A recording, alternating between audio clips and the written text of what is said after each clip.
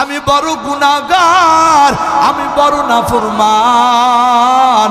আমার গুনাহের কারণে তুমি রাগান্বিত হয়ে গেছো আল্লাহ। আল্লাহ, আমার গুনার কারণে আজকে আমার এলাকার মানুষ বৃষ্টি বঞ্চিত। ওগো আল্লাহ, আমার কারণে আজকে তুমি রাগান্বিত হয়ে আসো আল্লাহ। আয় আল্লাহ, আমি তো তোমার একজন নগণ্য বান্দা। আল্লাহ, আমার ভুল হয়েছে আল্লাহ। আয় আল্লাহ, আমি বুঝতে পারি না আমি অন্যায় করেছি রে মালিক। আয় আল্লাহ, আমার ভুল হয়ে গেছে, দয়া করে আমার গুনাহ খাতাগুলি মাফ করে দাও। ওগো আল্লাহ, আমি কথা দিলাম গো মালিক, আজকের পর থেকে নিয়া এই জমিনে যতদিন বাঁচবো গো আল্লাহ, আর কোনোদিন নাফরমানি করব না, আর কোনোদিন কোনো গুনাহের কাজ করব না। আয় আল্লাহ, তুমি নারাজ হও এমন কোন কাজ করব না রে মালিক। আজকের পর থেকে নিয়া এমন কোনো দিন যাবে না যেই দিনে তোমার সিজদা দেব না। আজকের পর থেকে নিয়া এমন কোনো সময় যাবে না যে সময়ে আমি তোমার নাম স্মরণ করব না। ওগো আল্লাহ, আজকের মতো তুমি দয়া করে বান্দারে ক্ষমা করে দাও। আমার প্রাণের ভাইরা, আমার ওই বান্দা যখন এইভাবে আল্লাহর কাছে আকুতি মিনতি করিয়া কাঁদে, একদিকে আল্লাহর বান্দা চোখের পানি ফালাইয়া কাঁদতেছে, অন্যদিকে আমার আল্লাহ আসমানের ভিতরে ভারী মেঘ জমায়ে দিয়েছে। কালো মেঘ জমা হয়ে গেছে, ওই মেঘ এমন ভাবে জমা হয়ে গেছে রে ভাই, ওই মেঘ থেকে বোঝা যাইতেছে এখনই বুঝি বৃষ্টি শুরু হয়ে যাবে। একটু আওয়াজ দিয়া বলে আল্লাহু আকবার। পয়গম্বর মুসা আমার আল্লাহকে ডাক দিয়া বলে, আল্লাহ, তুমি তো বললা এই ময়দানে এমন গুনাহগার আছে। আয় আল্লাহ, ওই গুনাহগার বান্দা বাহির না হলে তুমি এই বৃষ্টি দেবা না। ওগো আল্লাহ, অথচ এমন ভাবে মেঘ জমা হয়ে গেছে, এমন ভাবে মেঘ কালো হয়ে গেছে, বোঝা যাইতেছে এখন বৃষ্টি হয়ে যাবে। আয় আল্লাহ, অথচ কেউ তো বাহির হলো না। আমার আল্লাহ মূসাকে ডাক দেয়া বলে, মূসা রে, একটা গোপনে একটা কারবার হয়ে গেছে। পয়গম্বর মূসা বলে, আল্লাহ, বুঝলাম না কি কারবার। আমার আল্লাহ ডাক দেয়া বলে, মূসা রে, যেই বান্দার কারণে আমি আল্লাহ বৃষ্টি বন্ধ করে রাখছিলাম, ওই বান্দার কারণে আমি আল্লাহ এখন বৃষ্টি দিয়ে দিব। হযরত মূসা বলে, আল্লাহ, বিষয়টা কি? আমার আল্লাহ ডাক দিয়া বলে, মূসা রে, আমার ওই বান্দা আমি আল্লাহর কাছে তওবা করছে। আমার বান্দা বলে, আল্লাহ, আমি বুঝতে পারি নাই, আমি ভুল করেছি আল্লাহ। আয় আল্লাহ, আমার ভুলগুলি ক্ষমা করে দাও। আল্লাহ, আমি ভুল করেছি, এখন আমার বুঝ হয়ে গেছে রে মালিক, আমারে তুমি ক্ষমা করে দাও। ওই বান্দা তওবা করেছে, আজকের পর থেকে নিয়ে আর গুনাহ করবে না। ওই বান্দা যখন তওবা করেছে, আমি আল্লাহরে আল্লাহ বলে ডাক দিয়েছে, আমি আল্লাহ, আমার রহমতের দরিয়ার ভিতরে ঢেউ শুরু হয়ে গেছে, আমার রহমতের দরিয়ায় ঢেউ শুরু হইয়া গেছে। এই জন্য আমি আমার বান্দারে মাফ করে দিছি। শুধু মাফ করে দেই নাই, বরং আমি আমার বান্দার উসিলায় বৃষ্টির ফায়সালা করে দিয়েছি। একটু জবান খুলিয়া আওয়াজ দিয়া জোরে জোরে বলেন সুবহানাল্লাহ। আমার প্রাণের ভাইরা, আমার বন্ধুরা, আমি আর কিছুক্ষণ পরে চলে যাব রে ভাই, আপনাদের মাঝ থেকে বিদায় হয়ে যাব। আল্লাহর বান্দা এই ময়দানে এখন আমরা যতগুলো ইমানদার বান্দা আছি, ও বন্ধু, আজকের এই আলোচনার থেকে যদি দিলটা একটু নরম হয়ে যায় আমার প্রাণের ভাইরা, তাহলে এই ময়দানে বসিয়া রাত্র যখন গভীর হয়ে গেছে, আমার আল্লাহর রহমতের নজরটা আমাদের দিকে পড়ে আছে রে ভাই। এই রকম একটা পরিস্থিতিতে আমরা কি দুইটা হাত আমার আল্লাহর দিকে একটু উঠায় দিতে পারি না? সবাই দুইটা হাত আমার আল্লাহর দিকে একটু উঠায় দেন, মালিককে ডাক দিয়া বলেন, মালিক আল্লাহ ভুল করেছি গো, গুনাহ করেছি না জেনে না বুঝিয়া। আয় আল্লাহ আমি বড় অন্যায় করেছি, বুঝতে পারি নাই। আল্লাহ মেহেরবানি করে আমাদের গুনাহগুলি মাফ করে দাও। আয় আল্লাহ এমন গুনাহ করেছি, একটা গুনার জন্য যদি তুমি আযাব দাও, কোটি কোটি বছর জাহান্নামের আগুনে জ্বলা লাগবে। আয় আল্লাহ ওই জাহান্নামের আযাব এক মুহূর্ত বরদাস্ত করার মতো সাহস নাই। আল্লাহ তাই তোমার দরবারে মাফ চাইবো। আয় আল্লাহ মেহেরবানি করে আমাদের গুনাহ খাতাগুলি মাফ করে দাও। বেকারিম কথা দিলাম এই জীবনে যতদিন বেঁচে থাকবো গো আল্লাহ, আর কোনোদিন মিথ্যা কথা বলবো না, আর কোনোদিন নামাজ ছাড়বো না, আর কোনোদিন আল্লাহ সুদ ঘুষ খাবো না, মানুষের প্রতি জুলুম করবো না, মদ ইয়াবা সেবন করবো না। আয় আল্লাহ আর জীবনে আপনার নাফরমানি করবো না গো আল্লাহ। আমরা খালিস দিলে তওবা করতেছি গো আল্লাহ, মেহেরবানি করে আমাদের তওবাগুলি তুমি কবুল করে নাও। জবান খুলিয়া আওয়াজ দিয়া জোরে জোরে বলেন আমিন। আল্লাহ এখনো হাত উঠানো আছে, জীবনে কত তওবা করেছি, আবার তওবা ভঙ্গ করেছি গো আল্লাহ। আজকে যেই তওবা করতেছি এই তওবার উপরে মৃত্যু পর্যন্ত আমাদেরকে অটল থাকার তৌফিক দান করে দাও। একটু জবান খুলিয়া আওয়াজ দিয়া জোরে জোরে বলেন আমিন। আল্লাহর রাসূলের সাহাবী বলেন, এই নবীর সাহাবীরা শোনো, আল্লাহর রাসূল এই কথাটা যে আমাকে বলে নাই এটা আমি ভালো করে জানি, কিন্তু শুনে রাখো আমি যখন মসজিদুন নববীর দিকে আসতেছি ওই সময় আল্লাহর রাসূলের পবিত্র জবানের এই কথা আমি শোনার পর আমার এতটুকুন স্পর্ধা হলো না একটা কদম পা সামনে বাড়াই।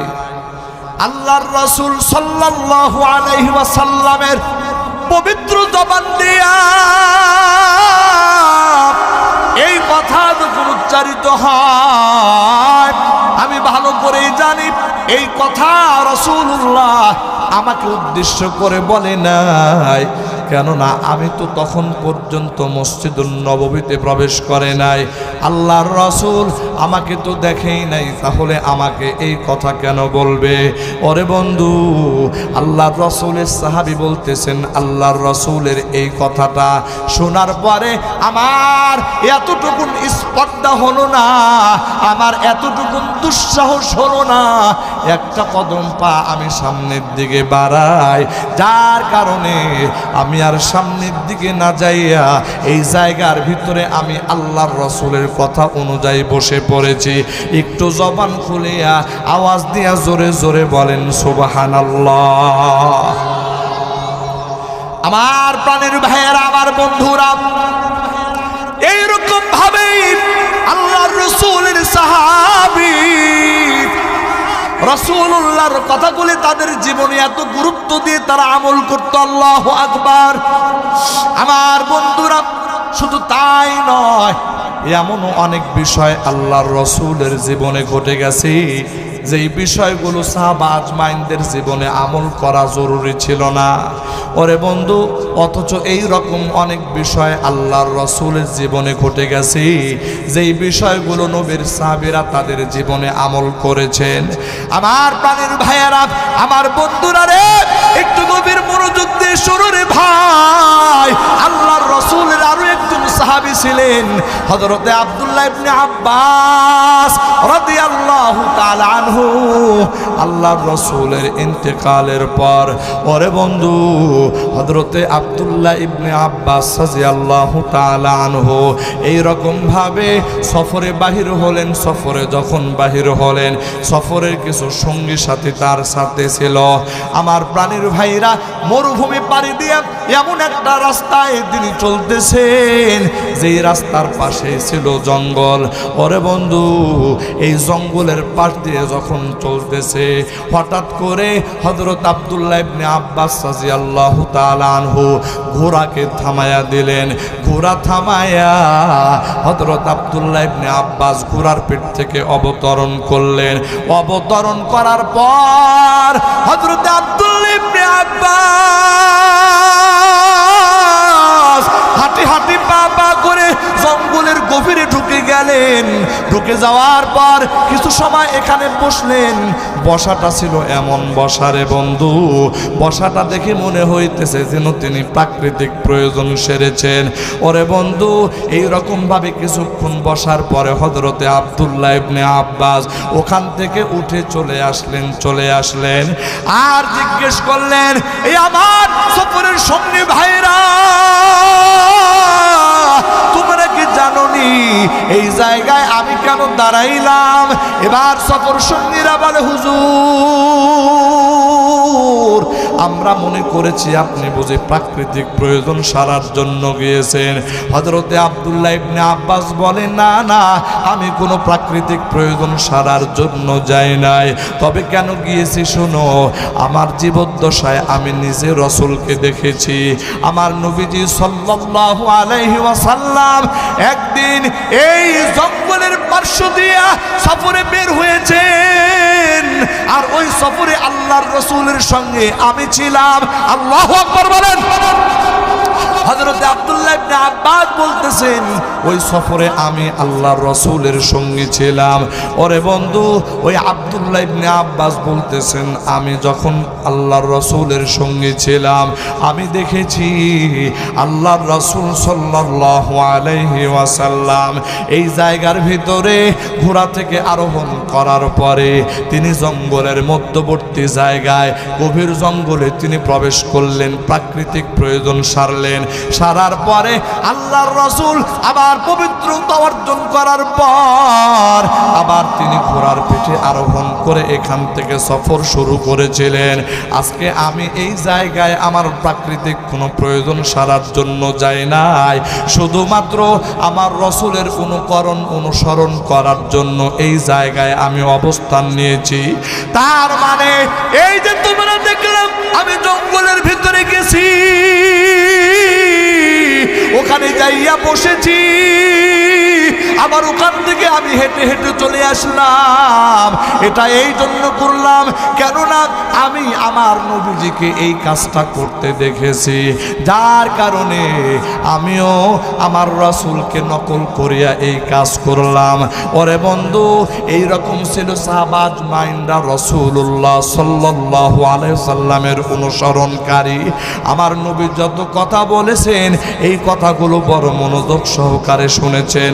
আমার নবী যত কাজ করেছেন যদিও বা ওই কাজটা আমল করার মতো ছিল না, এরপরেও আল্লাহর রাসূলের সাহাবীরা ওই কাজেরও পর্যন্ত অনুসরণ করিয়া দুনিয়ার মানুষকে বুঝাইছেন, ও দুনিয়ার ইমানদার শুনে নাও, যদি তোমরা মুক্তি পেতে চাও, যদি দুনিয়ার ভিতরে উন্নত আদর্শের মানুষ হইতে চাও, তাহলে আমার রাসূলকে অনুসরণ করো, আমার রাসূলকে অনুকরণ করো, তাহলে বান্দা এই দুনিয়াতে তোমরা শ্রেষ্ঠ মানুষের রূপান্তর হইবা।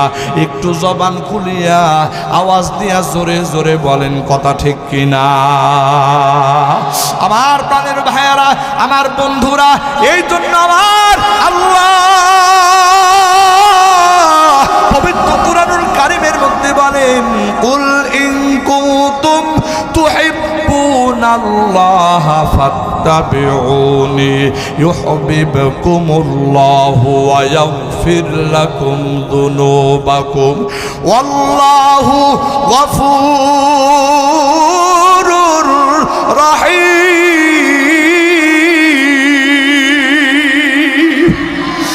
একটু আওয়াজ দিবেন আল্লাহু আকবার। আমার প্রাণের ভাইয়েরা, আমার বন্ধুরা, আমার আল্লাহ দুনিয়াবাসীকে উদ্দেশ্য করে বলতেছেন, ও নবী আপনি বলে দেন দুনিয়ার মানুষ যদি আমি আল্লাহকে ভালোবাসতে চাই, আমি আল্লাহর অনুকরণ, আমি আল্লাহকে যদি ভালোবাসতে চাই, আমি আল্লাহকে যদি মহাব্বত করতে চাই, ও নবী আপনি বলে দেন ওই মানুষগুলি যেন আপনি নবীর অনুসরণ করে, আপনি নবীকে অনুকরণ করে। যদি আপনি নবীর অনুকরণ করে, আমি আল্লাহ কথা দিলাম ইউহিব্বুকুমুল্লাহ, আমি আল্লাহ আমার ওই বান্দাদেরকে ভালোবাসবো। শুধু ভালোবাসবো না, আমার আল্লাহ বলেন ওয়ায়াগফির লাকুম যুনুবাকুম ওয়াল্লাহু গফুরুর রহিম। আমার আল্লাহ বলে আমি আল্লাহ শুধু ভালোই বাসবো না, শুধু ভালোই বাসবো না, আমি আল্লাহ ওই বান্দাদের তামাম জিন্দেগির গুনাহ খাতা মাফ করে দিব। একটু আওয়াজ দিয়ে বলেন না সুবহানাল্লাহ। আপনাদের কষ্ট হইতেছে? ছেড়ে দিব কি? আমার প্রাণের ভাইয়েরা, আমার বন্ধুরা, আপনারা ভূমিকা মনে করিয়া এইরকম মনে করবেন না রে ভাই, হুজুর পুজো অনেক লম্বা চওড়া আলোচনা নিয়ে আসতেছে। না না, সংক্ষিপ্ত আলোচনা করতে চাই। ও বন্ধু, আজকে আপনাদের সঙ্গে সাক্ষাৎ হয়েছে, আর কোনোদিন সাক্ষাৎ হবে কিনা জানি না। ওরে বন্ধু, দিলের দরদ নিয়ে, দিলের আবেগ নিয়ে কিছু কথা শোনাতে চাই। আল্লাহর রসুলের প্রতি সাহাবা আজমাইনদের মহাব্বত কেমন ছিল রে ভাই। আমার প্রাণের ভাইয়েরা একটু গভীর মনোযোগ দিয়ে শুনো রে ভাই, সাহাবাদের আমলের পরিস্থিতিটা কেমন ছিল। আমার বন্ধুরা, আল্লাহর রসুলের একজন জলিলুল কদর সাহাবী, যার নাম ছিল হযরত আবু হুরায়রা রাদিয়াল্লাহু তাআলা আনহু। এই আবু হুরায়রা আল্লাহর রসুলের এমন একজন সাহাবী, এই সাহাবী আল্লাহর রসুলের বলা কথাগুলো, আল্লাহর রসুলের বলা কথা অর্থাৎ হাদিসগুলো সব থেকে বেশি বর্ণনা যে সাহাবী করেছেন, ওই সাহাবীর নাম হলো হযরতে আবু হুরায়রা। আমার প্রাণের ভাইরা, আমার বন্ধুরা, এই আবু হুরায়রা একদিন হযরতে আব্দুল্লাহ ইবনে আব্বাস রাদিয়াল্লাহু তাআলা আনহুকে ডাক দিয়া বলে, ও আব্দুল্লাহ ইবনে আব্বাস শুনো রে, আল্লাহর রাসূলের এমন একটা হাদিস আমি আমার নিজের কান দিয়ে শুনেছি, যদি তুমি শুনতে চাও তাহলে আল্লাহর রাসূলের ওই হাদিসখানা আমি তোমাকে শোনায়া দিতে চাই, তোমাকে শোনায়া দিতে চাই। হযরতে আব্দুল্লাহ ইবনে আব্বাস ডাক দিয়া বলে, হ্যাঁ অবশ্যই অবশ্যই, আল্লাহর রাসূলের কথা এটা অবশ্যই শুনতে চাই।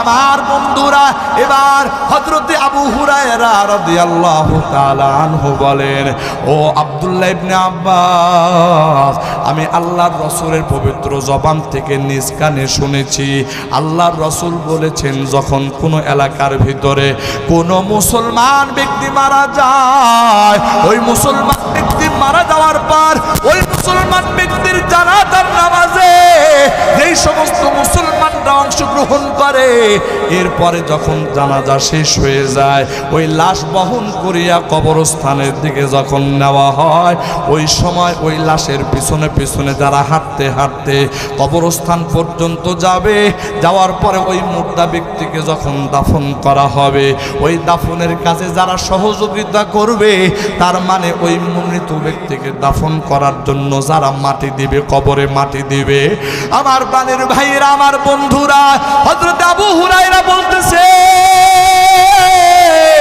আল্লাহর রাসূল ইরশাদ করেছেন যেই মুসলমান ইমানদার এই রকম জানাজায় অংশগ্রহণ করবে, অংশগ্রহণ করার পর তার দাফন কাফনে শরীক হয়ে যাবে, ওরে বন্ধু ওই ব্যক্তির আমল নামায় আমার আল্লাহ এক উহুদ পাহাড় সমপরিমাণ সওয়াব জমা করে দিবেন।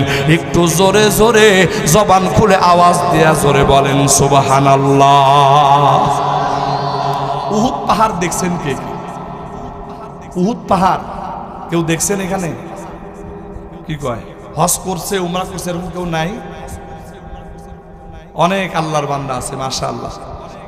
আমার প্রাণের ভাইয়ারা, হাদিসে পাকের মধ্যে যে উহুদ পাহাড়ের কথা বলা হয়েছে রে ভাই, এই উহুদ পাহাড় হলো প্রায় 7 কিলোমিটার লম্বা। এত বিশাল পাহাড়, আমার আল্লাহ এই সমস্ত জায়গার ভিতরে যত জায়গায় উহুদ পাহাড় বলেছেন, এই সমস্ত জায়গা আসলে উহুদ পাহাড় উদ্দেশ্য না। ওরে বন্ধু, ওই সমস্ত জায়গায় মূল উদ্দেশ্য হলো সওয়াবের আধিক্যতা বোঝানো। ওরে বন্ধু, হযরতে আব্দুল্লাহ ইবনে আব্বাস রাদিয়াল্লাহু তাআলা আনহু যখন হযরতে আবু হুরায়রার কাছ থেকে এই হাদিস কানে শুনেছে রে ভাই, এই হাদিস কানা ওই সময় পর্যন্ত আব্দুল্লাহ ইবনে আব্বাসের জানা ছিল না। আব্দুল্লাহ ইবনে আব্বাস এই হাদিস কানা শোনার পর তিনি এমন ভাবে আফসোস করতে আরম্ভ করলেন, হায় আফসোস, হায় আফসোস, আমি আমার জীবন থেকে বহু উহুদ পাহাড় সমপরিমাণ সওয়াব থেকে বঞ্চিত হয়ে গেলাম। ওরে বন্ধু, হযরতে আব্দুল্লাহ ইবনে আব্বাস এমন ভাবে তিনি আফসোস করতেছেন, বোঝা যাইতেছে যেন এই দুনিয়াতে সব থেকে আপন জিনিসটা হারাইলে মানুষ যেমন ব্যথিত হয়, আপন জিনিস হারাইলে মানুষ যেমন দুঃখিত হয়। আরে ভাই, হযরতে আব্দুল্লাহ ইবনে আব্বাস এইরকম একটা ছোট্ট আমল ছুটে যাওয়ার কারণে এমন ভাবে আফসোস করতে আরম্ভ করেছেন। অথচ আব্দুল্লাহ ইবনে আব্বাস ওই সাহাবীর নাম, যেই সাহাবীর জীবদ্দশায় কোনোদিন ফরজ আমলে ঘাটতি ছিল না, যেই সাহাবীর জীবনে কোনোদিন ওয়াজিব আমলে ঘাটতি ছিল না, আল্লাহর রাসূলের সুন্নতের কোনো ঘাটতি ছিল না। শুধু তাই নয়, ছোট ছোট নফল আমল পর্যন্ত যেই সাহাবীর জীবনে ছুটতো না রে বন্ধু, এইরকম একজন সাহাবীর নাম হযরতে আব্দুল্লাহ ইবনে আব্বাস রাদিয়াল্লাহু তাআলা আনহু। কিন্তু এই ছোট্ট আমলটার কথা শুনিয়া হযরতে আব্দুল্লাহ ইবনে আব্বাস এমন ভাবে আফসোস করতে আরম্ভ করেছে রে ভাই, দেখে বুঝা যাইতেছে যেন দুনিয়ার অনেক বড় দামি জিনিস তিনি হারায় ফেলাইছে। আমার বন্ধুরা, এবার আমি আর আপনি, আমাকে আপনাকে নিয়ে একটু চিন্তা করা দরকার, যার জীবনে আমলের কোনো ঘাটতি ছিল না রে বন্ধু, এইরকম একজন সাহাবী ছোট্ট একটা আমলের কারণে এত ব্যথিত হয়েছেন, এত দুঃখ প্রকাশ করেছেন। অথচ আমার আপনার জীবনে ঈমান আনার পরে সব থেকে বড় আমলটার নাম হলো নামাজ। আমার প্রাণের ভাইয়েরা, আমার বন্ধুরা, আমার আপনার জীবন থেকে এইরকম কত নামাজ ছুটে যাইতেছে রে ভাই, একটা বারের জন্য কোনোদিন আমি আপনি আফসোস করি না। কথা বলেন ঠিক কিনা? আমার প্রাণের ভাইয়েরা, আমার বন্ধুরা, পর্দার অন্তরালে হয়তোবা আমার মা বোনেরা আসে, আমি আমার মা বোনদেরকে বলতে চাই, ও আমার মা বোনেরা, আপনার ঘরের ভিতরে শোকেসের ভিতরে আলমারি আছে, এই শোকেসের ভিতরে আপনি প্লেট সাজায় রাখেন, থালা বাসন সাজায় রাখেন। ওই প্লেটের ভিতর থেকে যদি সেটের একটা প্লেট যদি ভেঙে যায়, গ্লাসের একটা গ্লাস যদি ভেঙে যায়, আফসোসের কোনো সীমা থাকে না। এত আফসোস, এত আফসোস ও মা, অথচ আপনার জীবন থেকে আমার আল্লাহর কত হুকুম ছুটে যাইতেছে গো মা, একটা বারের জন্য আফসোস করো না। এবার চিন্তা করে দেখো আমার মা, এবার চিন্তা করে দেখো বৃদ্ধ বয়সী আমার বাবাজিরা, এবার চিন্তা করে দেখো আমার যুবক ভাইয়েরা।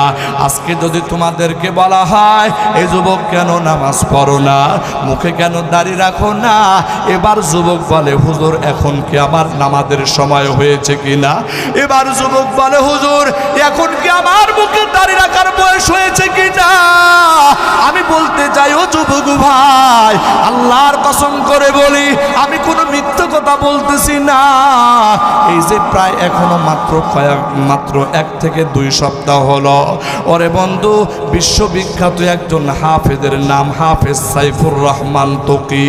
আমার প্রাণের ভাইরা, একেবারে 3বার বিশ্ব চ্যাম্পিয়ন হয়েছে কোরআনের হাফেজ প্রতিযোগিতায়। আমার বন্ধুরা, ওই হাফেজ সাইফুর রহমান তকি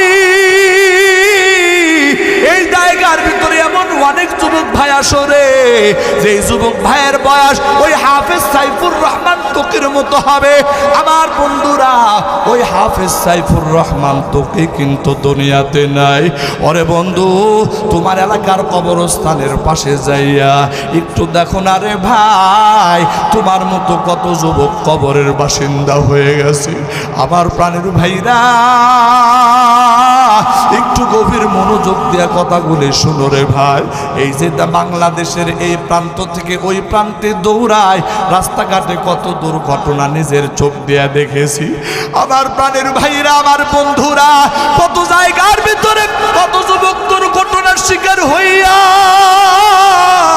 রাস্তার ভিতরে পেওয়ারির লাশ হইয়া পড়ে আছে রে ভাই। আল্লাহর কসম, এই রকম দৃশ্য কত দেখেছি হিসাব নাই। ও বন্ধু, তাহলে তুমি কোন কোন অপেক্ষায় আছো? তোমারে কে বললো তোমার বয়স 40-50 বছর না হলে তুমি মারা যাবে না? আল্লাহর কসম, আল্লাহর কসম, এই দুনিয়াতে এমন অনেক ঘটনা ঘটেছে। বর প্রস্তুত হয়ে গেছে, কনের বাড়িতে যাবে, বিয়ে করে নিয়ে আসবে। আমার প্রাণের ভাইয়েরা, আমার বন্ধুরা, আমার বাড়ি নাটোর চলন বিল রে ভাই। এই নাটোর চলন বিলের একটা ঘটনা, গত বছর এই রকম ভাবে এক যুবক বিয়ের প্রস্তুতি নিয়ে নৌকা যোগে বিয়ে করার জন্য কনের বাড়িতে রওনা দিয়েছে। ওরে বন্ধু, এই নৌকা যখন বিলের মাঝখান দিয়া চলতেছে, প্রচন্ড ঢেউ শুরু হয়ে গেছে। ঢেউ শুরু হয়ে যাওয়ার পরে এই যুবক এবং গোটা নৌকাটা পানির ভিতরে ডুবে গেছে। আমার প্রাণীর ভাইরা, আমার বন্ধুরা, ওই জায়গার ভিতরে ওই যে বর, যাকে কেন্দ্র করিয়া কনের বাড়িতে এত আনন্দ, এত ধুমধাম আয়োজন, যেই বর একটু আগে মনের ভিতরে এত সুন্দর কল্পনা, এখন বিয়ে করবে, বিয়ে করার পরে বড় মধুর রাত কাটাবে আর সুন্দর একটা জীবন যাপন করবে। ওরে বন্ধু, এই রকম স্বপ্ন নিয়ে এই বর কিন্তু কনের বাড়ির উদ্দেশ্যে রওনা হয়ে গেল। কিন্তু আমার আল্লাহ প্রতিমধ্যে কিন্তু ওই যুবককে থামায় দিয়েছে। শুধু থামায় দেয় নাই, ওই যুবক পানির ভিতরে ডুবিয়া দুনিয়া থেকে বিদায় হয়ে চলে গেছে। আমার প্রাণের ভাইরা, আমার বন্ধুরা, একটু পরে ওই কনের বাড়িতে আওয়াজ চলে গেছে রে ভাই। যেই বাড়িতে এত সুন্দর আয়োজন চলতেছে, ওই বাড়িতে আওয়াজ চলে গেছে, এই বাড়িতে যেই বর আসার কথা, এই বর আর জীবনে কোনোদিন এই বাড়িতে আসবে না। বলে কেন রে ভাই? বলে ওই বর সহ পানিতে ডুবিয়া, নৌকা ডুবিয়া, ওই বর সহ বরের আত্মীয় স্বজন আরো অনেকে ইন্তেকাল হয়ে গেছে, অনেকে নিহত হয়ে গেছে। আমার প্রাণের ভাইরা, আমার বন্ধুরা, যেই বাড়ির ভিতরে এত আনন্দ ছিল রে ভাই, মুহূর্তের ভিতরে গোটা বাড়িটা কান্নার রুল পড়ে গেছে। আল্লাহর কসম, এইরকম কত ঘটনা আমার আপনার আশপাশে ঘটতেছে রে বন্ধু, কিন্তু আজও পর্যন্ত আমি আর আপনি শিক্ষা নেই না। ওরে আল্লাহর বান্দা, এখনো যদি শিক্ষা না নাও তাহলে কবে তোমার শিক্ষা হবে? আমার প্রাণের ভাইরা, আসলে মানুষের মৃত্যু তো এমন একটা বিষয়, আল্লাহর দুনিয়াতে এমন অনেক মানুষ আছে যেই মানুষটা সকালবেলা সুস্থ ঘর থেকে বাহির হয়েছে, বাজারে গেছে, বাজারে যাইয়া আড্ডা দিয়ে চা পান করেছে রে ভাই, বাজার থেকে ফিরে আসছে বাজার নিয়া, বাজার নিয়ে ঘরে ফিরে আসছে। আসার পর হঠাৎ করে বুকে ব্যথা করতেছে, বিছানার ভিতরে শুয়ে পড়ছে, পানি পান করতে চায়। এবার তার মেয়েটা পানি হাজির করলো। এবার পানি নিয়া বাবার শিওরে যায়। বাবারে যখন পানি দেয়, বাবা আর হাত দিয়ে পানি ধরে না, বাবার হাত নাড়াচাড়া দেয়, বাবা আর হাত দিয়ে নাড়াচাড়া করে না, বুকের ভিতরে হাত দিয়ে নাড়াচাড়া করে। ওই বাবা আর কোনো কথা বলে না রে ভাই। এক সময় বুঝ হয়ে যায় ওই বাবা আর দুনিয়াতে নাই। আমার প্রাণের ভাইয়েরা, আমার বন্ধুরা, একটু পরেই মসজিদের মাইকের ভিতরে এলান বেজে যায়।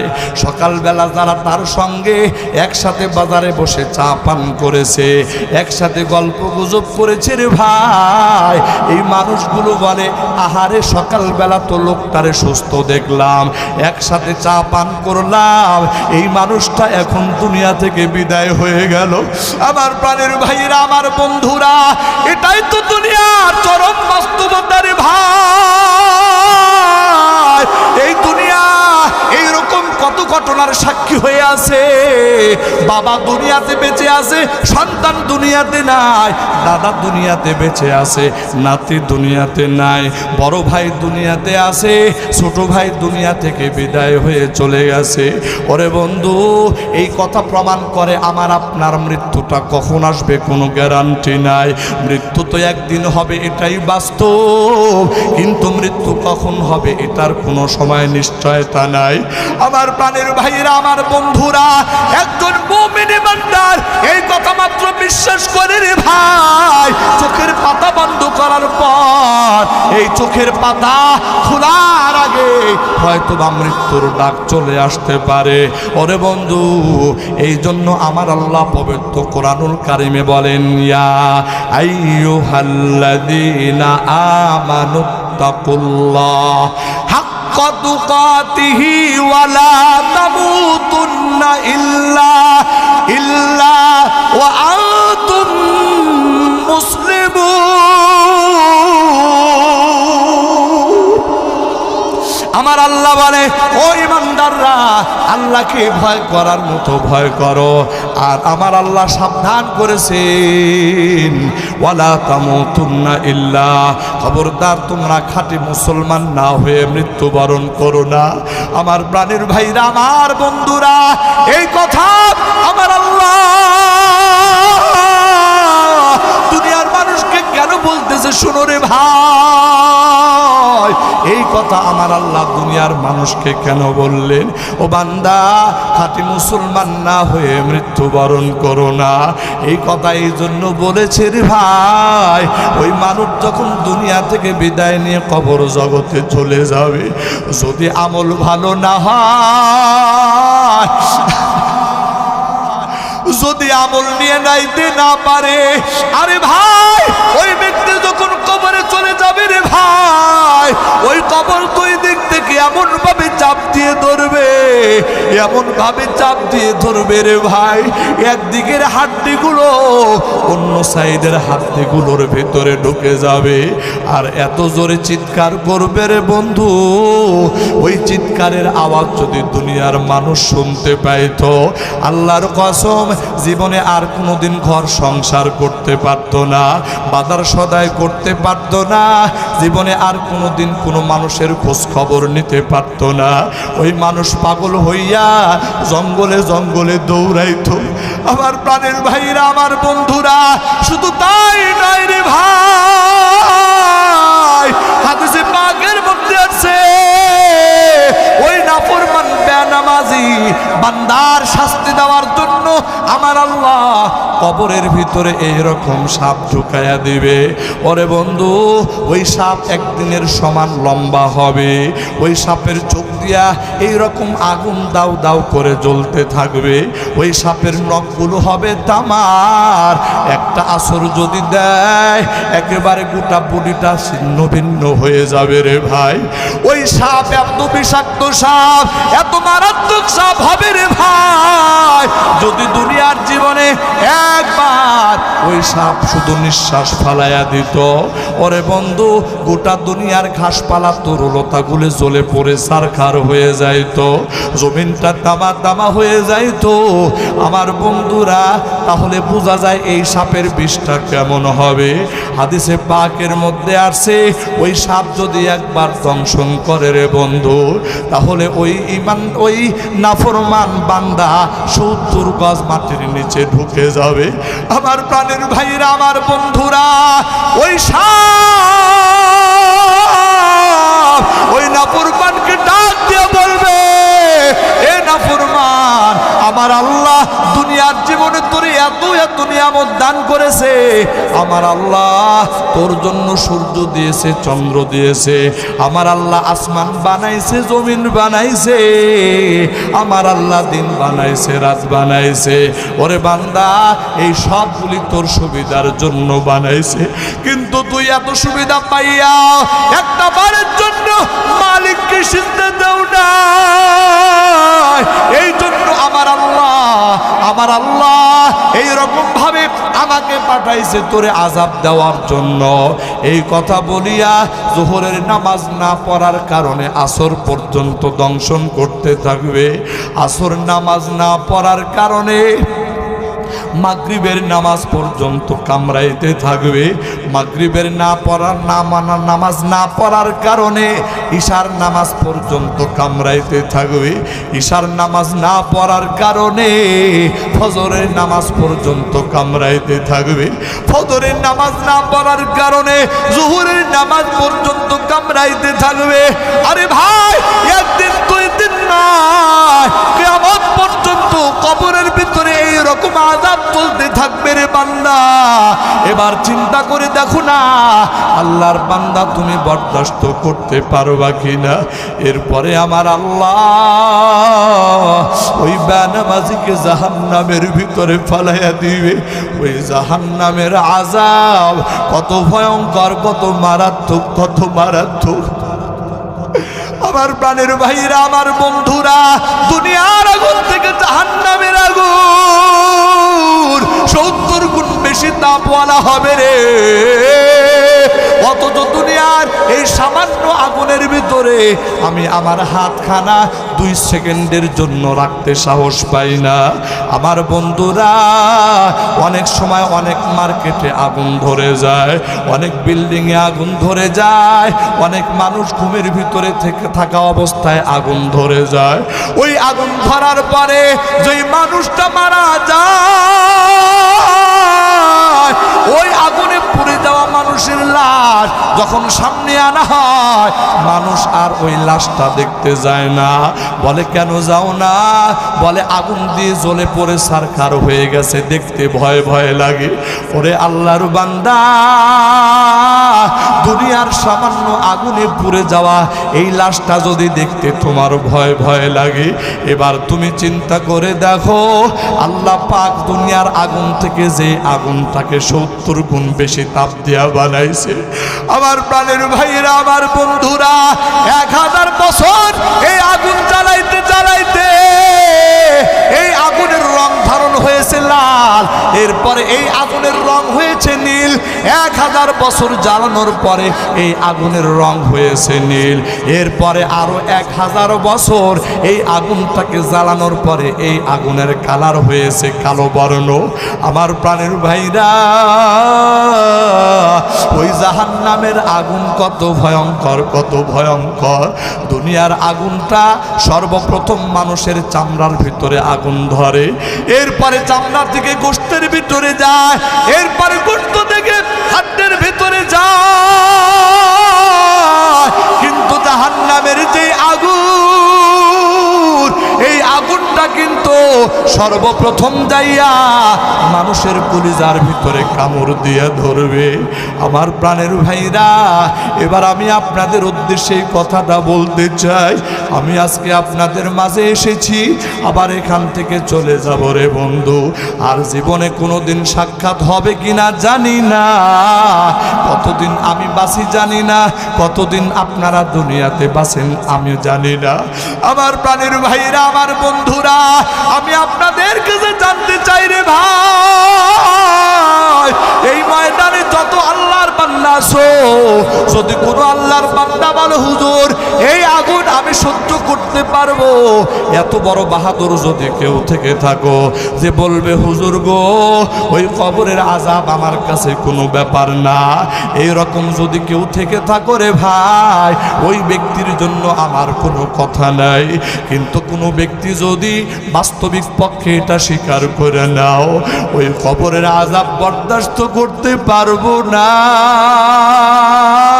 ওই জাহান্নামের আযাব বরদাস্ত করতে পারবো না, এই কথা যদি কেউ স্বীকার করো রে বান্দা, তাহলে আজকের এই ময়দানে আমি খাদেমুল ইসলাম নাটোরী আপনাদেরকে নিয়ে আবার মালিকের দরবারে একটু তওবা করতে চাই। আল্লাহ রে, কত বান্দা এখানে বসে আছে বয়স 30 হয়ে গেছে, কত আল্লাহর বান্দা 50-60 বছর বয়স হয়ে গেছে, কত আল্লাহর বান্দা 70-80 বছর বয়স হয়ে গেছে। আহারে, এই জীবনের বেশিরভাগ সময় শুধু গুনাহ আর গুনাহ করে করে কাটাইলাম। এই অবস্থায় যদি মৌত হয়ে যায়, আল্লাহর আদালতে কেমন করে দাঁড়াবো রে ভাই। আবার প্রাণের ভাইরা, তাই আমি আর আপনি আজকে এই ময়দানে যারা উপস্থিত হয়ে আছি, এই ময়দানে উপস্থিত হইয়া আমার মালিককে ডাক দিয়ে বলি আল্লাহ, কোন সময় যেন হায়াত শেষ হয়ে যায়, ও মালিক আমি তো বুঝতে পারি নাই, আমি তো ভুল করেছি আল্লাহ, আমি তো তোমার নাফরমানি করেছি। আল্লাহ গো, তুমি আমার ভুলগুলি ক্ষমা করে দাও, আমার গুনাহ খাতাগুলি মাফ করে দাও। আয় আল্লাহ, আমি কথা দিলাম গো মালিক, আজকের পর থেকে নিয়ে দুনিয়াতে যতদিন বাঁচবো, জীবনে আর কোনোদিন তোমার নাফরমানি করব না, আর কোনোদিন মিথ্যা কথা বলবো না, এক ওয়াক্ত নামাজ ছাড়বো না গো আল্লাহ, আর কোনোদিন সুদ ঘুষ খাবো না, আর কোনোদিন আয় আল্লাহ তোমার নাফরমানি করব না। ওরে বন্ধু, এই রকম ভাবে যদি আল্লাহর কোনো বান্দা আমার আল্লাহকে ডাক দেয়, আমার আল্লাহ ওই বান্দার ডাকে সাথে সাথে সাড়া দিয়া আমার আল্লাহ বলে, বান্দা তোমার গুনাহ যদি উহুদ পাহাড়ের সমানও হয়, আরে বান্দা তোমার গুনাহ যদি সমুদ্রের ফেনা থেকেও বেশি হয়, এরপরেও যদি বান্দা তুমি আমি আল্লাহকে ডাক দাও, আমি আল্লাহ তুমি যদি গুনার জন্য অনুতপ্ত হইয়া আমি আল্লাহকে ডাক দিয়ে ফেলো রে বান্দা, আমি আল্লাহ কথা দিলাম রে বান্দা, তুমি যদি আমারে ডাক দাও, আমি আল্লাহ তোমার ডাকে সাড়া দিয়া ওরে বান্দা তোমার জিন্দেগির তামাম গুনাহ খাতাগুলি মাফ করে দেব। একটু জোরে জোরে আওয়াজ দিয়া বলেন সুবহানাল্লাহ। আমার প্রাণের ভাইরা, আমার বন্ধুরা, আমার আল্লাহ বান্দার প্রতি কত মায়া, আমার আল্লাহ বান্দার প্রতি কত দরদ। আমার বন্ধুরা, আল্লাহ পাক রব্বুল আলামিন বান্দার প্রতি এত মায়া আর মহাব্বত রাখে। একটা ছোট্ট এক্সাম্পল দেই বন্ধুরা বোঝানোর জন্য। ওরে বন্ধু, হযরত মূসা আলাইহিস সালাতু ওয়াস সালামের জামানার ঘটনা। পয়গম্বর মূসা আলাইহিস সালাতু ওয়াস সালামের জামানায় একবার এমন পরিস্থিতি হলো, দেশের ভিতরে অনাবৃষ্টি শুরু হয়ে গেছে। অনাবৃষ্টির কারণে জমিনগুলো ফেটে চৌচির হয়ে গেছে রে ভাই, গবাদি পশুগুলি মারা যাইতেছে, মানুষের জীবন একেবারে যায় যায় অবস্থা। আমার বন্ধুরা আলাইহিস সালাতু ওয়াস সালামকে ডাক দিয়া বলে, ও পয়গম্বর মূসা,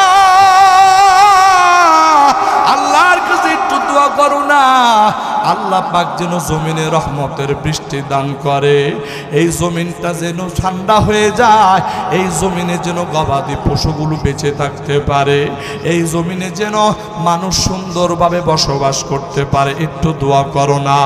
পয়গম্বর মুসা বলে, না না, আমি একা একা কেন দোয়া করব? এই দোয়া আমি তোমাদের সবাইকে নিয়ে করতে চাই। সবাই ময়দানে হাজির। এবার পয়গম্বর মুসা সবাইকে নিয়ে আমার আল্লাহর দরবারে দুইটা হাত উঠায়া মালিকের দরবারে দোয়া করে, আল্লাহ জমিনগুলি ফেটে চৌচির হয়ে গেছে, আল্লাহ গবাদি পশুগুলো মারা যাইতেছে, মানুষের জীবনটা যায় যায় অবস্থা। ওগো আল্লাহ, আপনি জমিনে বৃষ্টির ব্যবস্থা করে দেন, রহমতের বৃষ্টি। আমার প্রাণের ভাইরা, এইরকম ভাবে পয়গম্বর মুসা যখন দোয়া করে, আমার আল্লাহ মুসাকে ডাক দেয়া বলে, মুসা দোয়া তো করতেছো, কিন্তু একজন মানুষের কারণে দোয়া কবুল হবে না। ওই একজন মানুষ হলে এমন পাপিষ্ঠ, যেই মানুষটা 40 বছর হয়ে গেছে, আমি আল্লাহকে একটা বারের জন্য আল্লাহ বলে ডাক দেয় নাই। 40 বছর বয়স হয়ে গেছে, আজও পর্যন্ত আমি আল্লাহকে একবার আল্লাহ বলে সিজদা দেয় নাই। ওরে পয়গম্বর মুসা, এই রকম গুনাহগার নাফরমান বান্দা এই ময়দানে থাকাকালীন সময়ে আমি আল্লাহ ওই বান্দার তো কারণে তওবা কবুল করব না, ওই বান্দার কারণে আমি আল্লাহ দোয়া কবুল করব না। আমার প্রাণের ভাইরা, আমার বন্ধুরা, আমার প্রাণের ভাইরা, আমার বন্ধুরা, এবার পয়গম্বর মুসা ময়দানের ভিতরে ঘোষণা করে দেয়, এমন গুনাহগার কে আছো 40 বছরে একটা বারেও আল্লাহরে ডাক দাও নাই, একটা বারের জন্য আল্লাহকে সিজদা দাও নাই, এমন নাফরমান বান্দা কে আছো? তাড়াতাড়ি যাও, তাড়াতাড়ি ময়দান থেকে বাহির হয়ে যাও। যদি তুমি বাহির না হও, তাহলে তোমার কারণে আমার আল্লাহ বৃষ্টি বন্ধ করে রাখবে। আমার প্রাণের ভাইরা, আমার বন্ধুরা, এই ঘোষণা পয়গম্বর মুসা তখন ময়দানের ভিতরে দিয়ে দিয়েছে রে ভাই। এবার ময়দানের সমস্ত মানুষগুলো একজন আরেকজনের দিকে তাকায়। ওরে বন্ধু, কেউ কোনো কথা বলে না, সবাই সবার দিকে তাকায়। কিন্তু এত মানুষের ভিড়ের ভিতরে একজন আল্লাহর বান্দা আছে, কোনো দিকে তাকায় না। ওই আল্লাহর বান্দা বুঝেছে মুসা আলাইহিস সালাতু ওয়াস সালাম যেই নাফরমানের কথা বলেছে, মুসা পয়গম্বর যেই পাপিষ্ঠের কথা বলেছে, এই পাপিষ্ঠ এই ময়দানে আমি ছাড়া আর কেউ হতে পারে না। আমার বন্ধুরা, ওই নাফরমান বান্দা নিজের ভুল যখন নিজে বুঝতে পারছে, কিন্তু এখন কি করবে রে বন্ধু? এই বিশাল ময়দান থেকে যদি একা একা বাহির হয়ে যায়, গোটা ময়দানের মানুষ দেখবে রে ভাই। আবার যদি একা বসে থাকে, তাহলে আমার কারণে বৃষ্টি হবে না, মানুষগুলি কষ্ট পেয়ে যাবে। এই রকম চিন্তা করিয়া পয়গম্বর মুসা এবার ওই আল্লাহর বান্দা বসিয়া চিন্তায় পড়ে গেছে, কি করবে কি করবে, কোনো উপায় পায়, কোনো উপায় খুঁজে পায় না। ওরে বন্ধু, হঠাৎ করে ওই আল্লাহর বান্দা 40 বছর পর ওই ময়দানের ভিতরে বসিয়া বসিয়া গোপনে গোপনে আমার আল্লাহকে ডাক দিয়া বলে, আল্লাহ, আল্লাহু আকবার বলেন। আমার আল্লাহকে ডাক দিয়া বলে, আল্লাহ, সকলেরই দরজা হইতে আল্লাহ ফিরিয়া তোমারি দরজায় রইলাম পড়িয়া। তুমি যদি মাফ না করো আল্লাহ বান্দারে, বলো তোমার বান্দা যাবে কার কাছে, বলো তোমার বান্দা যাবে কার কাছে। আমার প্রাণের ভাইরা, আমার বন্ধুরা, ওই নাফরমান বান্দা ওই পরিস্থিতির ভিতরে পড়িয়া আমার আল্লাহকে ডাক দেয়া বলে, আল্লাহ আমি বড় গুনাহগার, আমি বড় নাফরমান, আমার গুনাহের কারণে তুমি রাগান্বিত হয়ে গেছো আল্লাহ। আল্লাহ আমার গুনার কারণে আজকে আমার এলাকার মানুষ বৃষ্টি বঞ্চিত। ওগো আল্লাহ আমার কারণে আজকে তুমি রাগান্বিত হয়ে আসো আল্লাহ। আয় আল্লাহ আমি তো তোমার একজন নগণ্য বান্দা, আল্লাহ আমার ভুল হয়েছে আল্লাহ। আয় আল্লাহ আমি বুঝতে পারি না আমি অন্যায় করেছি রে মালিক। আয় আল্লাহ আমার ভুল হয়ে গেছে, দয়া করে আমার গুনাহ খাতাগুলি মাফ করে দাও। ওগো আল্লাহ আমি কথা দিলাম গো মালিক, আজকের পর থেকে নিয়া এই জমিনে যতদিন বাঁচবো গো আল্লাহ আর কোনোদিন নাফরমানি করব না, আর কোনোদিন কোনো গুনাহের কাজ করব না। আয় আল্লাহ তুমি নারাজ হও এমন কোন কাজ করব না রে মালিক। আজকের পর থেকে নিয়া এমন কোন দিন যাবে না যেই দিনে তোমার সিজদা দেব না। আজকের পর থেকে নিয়া এমন কোন সময় যাবে না যে সময়ে আমি তোমার নাম স্মরণ করব না। ওগো আল্লাহ আজকের মতো তুমি দয়া করে বান্দারে ক্ষমা করে দাও।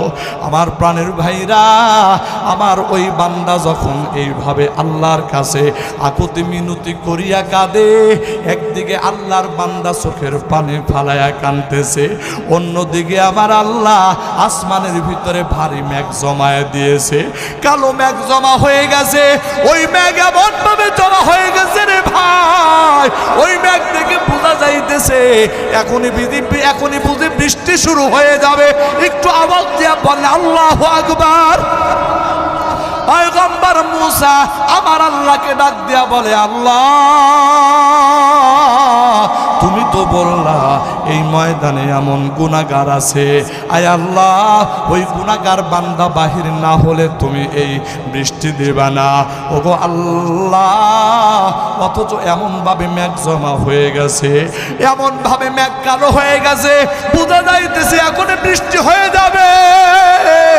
আয় আল্লাহ অথচ কেউ তো বাহির হলো না।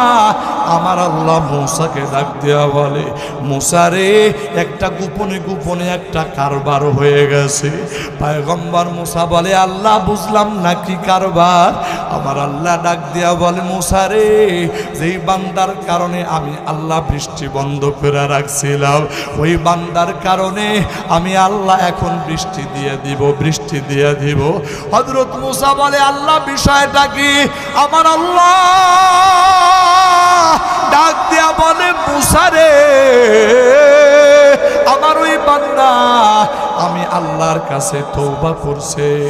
আমার বান্দা বলে, আল্লাহ আমি বুঝতে পারি নাই, আমি ভুল করেছি আল্লাহ।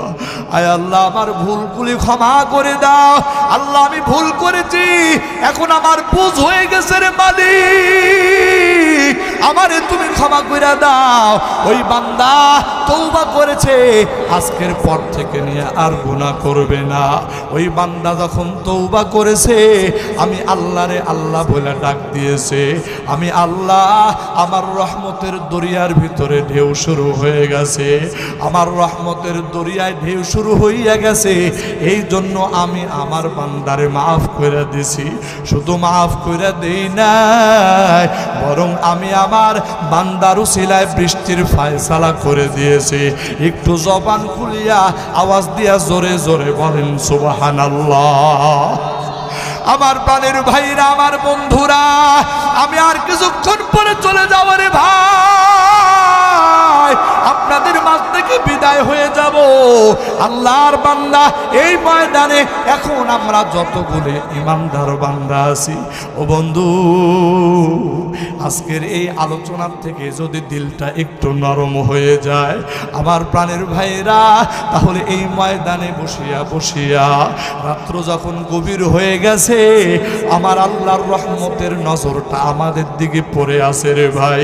এইরকম একটা পরিস্থিতিতে আমরা কি দুইটা হাত আমার আল্লাহর দিকে একটু উঠায় দিতে পারি না? সবাই দুইটা হাত আমার আল্লাহর দিকে একটু উঠায় দেন, মালিককে ডাক দিয়া বলেন, মালিক, আল্লাহ ভুল করেছি গো, গুনাহ করেছি না জেনে না বুঝিয়া। আয় আল্লাহ, আমি বড় অন্যায় করেছি, বুঝতে পারি নাই। আল্লাহ মেহেরবানি করে আমাদের গুনাহগুলি মাফ করে দাও। আয় আল্লাহ, এমন গুনাহ করেছি, একটা গুনার জন্য যদি তুমি আযাব দাও, কোটি কোটি বছর জাহান্নামের আগুনে জ্বলা লাগবে। আয় আল্লাহ, ওই জাহান্নামের আযাব এক মুহূর্ত বরদাস্ত করার মতো সাহস নাই। আল্লাহ, তাই তোমার দরবারে মাফ চাইবো। আয় আল্লাহ, মেহেরবানি করে আমাদের গুনাহ খাতাগুলি মাফ করে দাও। বেকারিম, কথা দিলাম এই জীবনে যতদিন বেঁচে থাকবো গো আল্লাহ, আর কোনোদিন মিথ্যা কথা বলবো না, আর কোনোদিন নামাজ ছাড়বো না, আর কোনোদিন আল্লাহ সুদ ঘুষ খাবো না, মানুষের প্রতি জুলুম করবো না, মদ ইয়াবা সেবন করবো না। আয় আল্লাহ, আর জীবনে আপনার নাফরমানি করবো না গো আল্লাহ। আমরা খালিস দিলে তওবা করতেছি গো আল্লাহ, মেহেরবানি করে আমাদের তওবাগুলি তুমি কবুল করে নাও। জবান খুলিয়া আওয়াজ দিয়া জোরে জোরে বলেন আমিন। আল্লাহ, এখনো হাত উঠানো আছে, জীবনে কত তওবা করেছি, আবার তওবা ভঙ্গ করেছি গো আল্লাহ। আজকে যে তওবা করতেছি, এই তওবার উপরে মৃত্যু পর্যন্ত আমাদেরকে অটল থাকার তৌফিক দান করে দাও। একটু জবান খুলিয়া আওয়াজ দিয়া জোরে জোরে বলেন আমিন।